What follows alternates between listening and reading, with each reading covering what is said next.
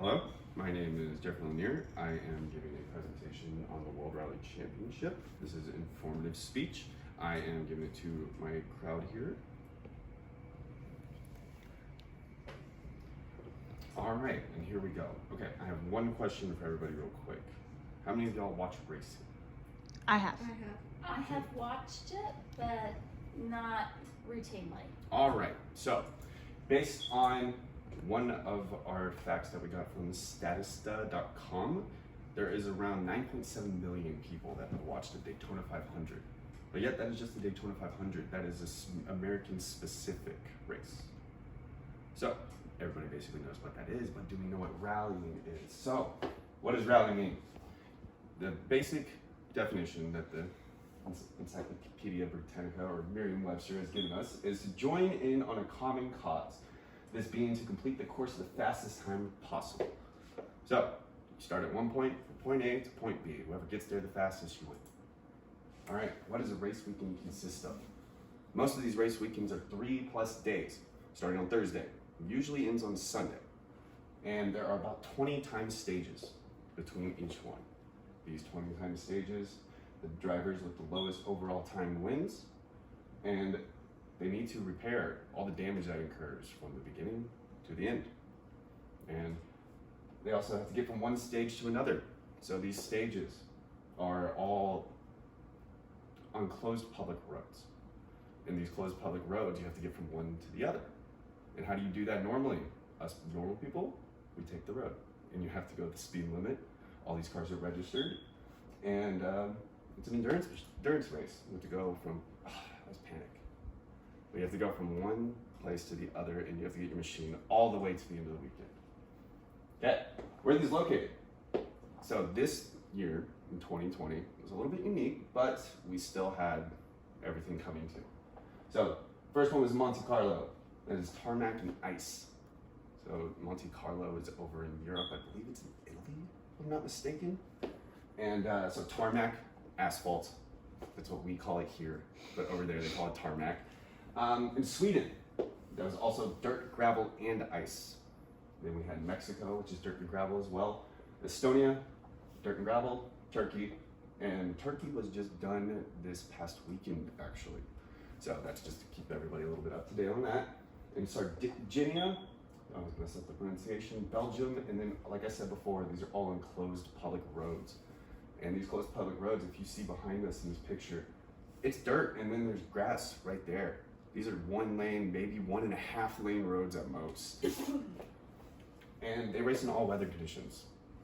If it's raining, you go. If it's snowing, you go. If it's ice, you go. Does not matter, period, the end. The roads are flooded, get through it. That's the point. All right, so how do we win? And basically, top 10 finishers get 25 points for first, 18 for second, 15 for third, 12, 10, 8, 6, 4, all the way down to 1 for being number 10. And these are both for driver and manufacturer. So each driver is part of a manufacturer. These manufacturers, right this year, there are 3. Get there.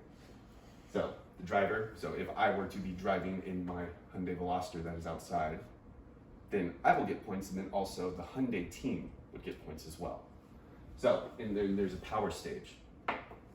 That is the very last stage at the end of the rally. It's held on Sunday, and it has the most spectators. It's usually more in a city center, little bit kind of outdoor. Obviously, it's all outdoors, but it's more of a spectacle. More drifts, more jumps, more water crossings, where they go through all these. I forget the correct term. It would be more of a ditch. Somebody would just fill with water. And they would just go flying through it, just splash the water everywhere, get it all over everybody, make it fun, make it entertaining. All right, so, and here are the manufacturers. So each team has about 3 cars. These teams this year were Ford, Toyota, Hyundai, and Citroën, or Citroën, it's a French team. So they're each high-tech modified versions of street-going cars. Ford, there's the Ford Fiesta. We have all seen that, correct? And Toyota, there's the Yaris. Toyota Yaris. All these, whenever you think about them, they're very compact, fuel efficient, very commuter-friendly cars. So Hyundai, like I said, is the Veloster. And Citroen, I think it's the R34, I believe is theirs. That one, I didn't get a whole lot of information on that one. It was just really difficult to find. So what they are is they're extremely light. They claim that they are the road-going cars, but they definitely are not. They're 100% stripped. The only thing that is the same is bare minimals from the inside of the frame. So they're extremely light. They're all four-wheel drive. And because of that four-wheel drive, their 0 to 60 is in 2 seconds. And that's on gravel. So on already loose surface, it is a 2-second 0 to 60. Okay, to get to that 0 to 60 and to continue the speed that they are going, they have a manual transmission. That manual transmission is sequential.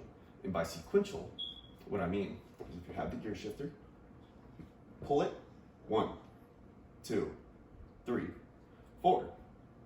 And whenever you need to go down, 3, 2, 1. So that is what they do. And there is no clutch that is involved in these. So it's a sequential transmission that is no clutch. Makes it much quicker shifts. It gets 0.1 milliseconds for the clutch to engage, for a shift to happen. And so it's much faster than an automatic and much, much faster than a clutch transmission. Okay, also we have roll cages. Like I said, the frame is basically the only thing that is in there that is original from the car. These roll cages are designed to strengthen and protect the entire vehicle. Keeps the roof from falling in on itself, and it uses the harness anchor. So, these cars go through rolls. They are driving on the side of mountains, on 2-lane roads. And of course, as we all fear as we're growing up driving through the mountains, falling off. That happens. It has happened. And these roll cages save their life. These roll cages, as you can see here, they are braced from the top all the way to the bottom. They're in triangle shapes. Triangle being the sturdiest geometrical shape. And the harnesses are attached to the inside. It's a 5-point harness. 1, 2, 3, 4, and 5. So that keeps you do not move whenever you sit down in one of those. Not 1 inch. Okay, now what gets these cars flying down the road? It's a 1.6 liter fuel injected turbocharged 4-cylinder engine fitted with a 36 millimeter air intake restrictor. Power output is restricted to 380 brake horsepower. So, if you think about it, it's not a lot. Like 380, whatever. My pickup outside can do more than that. But these cars are probably 1,000 pounds, maybe. So, it's to get the best speed, it's power to weight ratio. So, if you only have 380 horsepower, you only have 3,000 pounds, then you get about 10 horsepower per pound or something like that. So it's a much more efficient to do it this way. And again, these are the restrictions that each team has. They cannot go more than this. All right, so what gets these cars from point A to point B? There's 2 drivers, believe it or not. There's a driver and a co-driver. The driver is the one, obviously, that drives the vehicle. The co-driver is his eyes for further down the road. They have pace notes. They're basically to guide you of what is coming on next. So what is coming up next beyond the road? And they always go out beforehand to scout out the stages, so they have access to the stages before they go and drive them. Because like I said, they're pedestrian roads, public roads. And it's a constant stream of information from co-driver to driver. They're constantly talking, constantly letting each other know, all right, coming up is a ditch on the right side, stay to the left of that. So occasionally, they also need to get out in the middle of the rally and repair the car. Say if you get a flat tire, you got to get out and do it. You got to change it. Because nobody's going to help you if you're 20 miles out in the mountains. It's just you and your driver. So here is just a small example. It's like 3 left into 4 right, 80, hairpin left. That's basically what that means.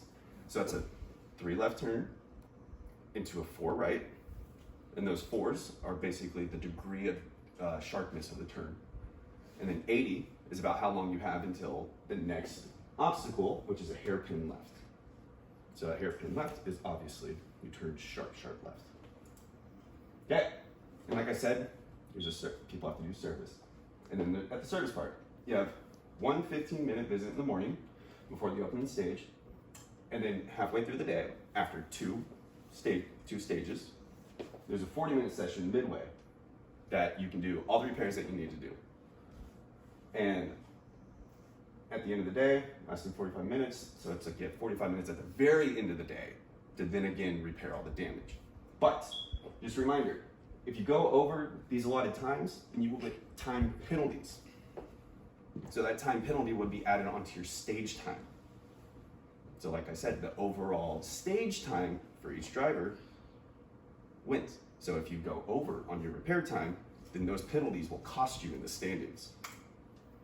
All right, so like I said, also weather. Weather becomes, it's Mother Nature. She doesn't care what is going on. So that, obviously, we need our tires. We need wet tires for the tarmac. We need dry tires for the tarmac. And then there's also studded tires for the winter and gravel tires. All of these are very, very strong tires. Their sidewall is used because the cars drift through the corners. The sidewall needs to be the strongest part of the tire. So that way it doesn't fall off the rim and then all of a sudden you don't have a tire anymore. So they also have lower suspension for the tarmac. So that way you are closer to the ground. Better aerodynamics, makes you go a little bit faster. And then a raised suspension for gravel. Because if you're going down a gravel road, we've all been down a one-lane country road. It's all just bumps and gravel and stuff.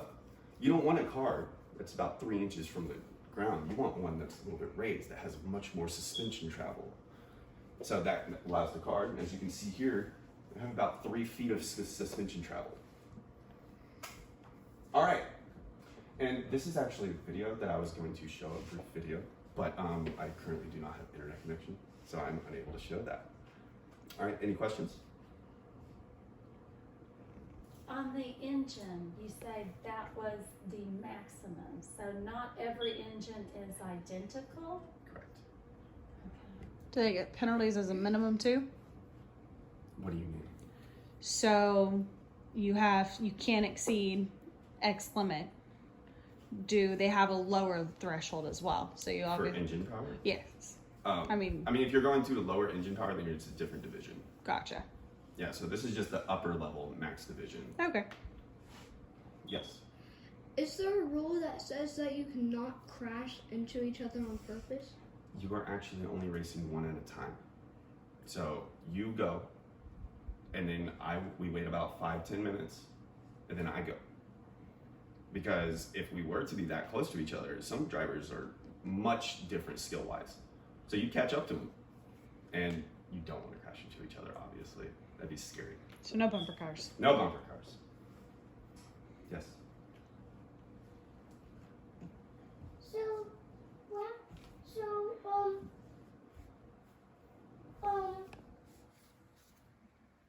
The cars sometimes jump. Yes, they do. Yes, they do. They have certain stages to make them jump. So that way it's a spectator sport, so people can go out and watch them fly through the air. All right. Yeah. Thank you. Very good, thank you.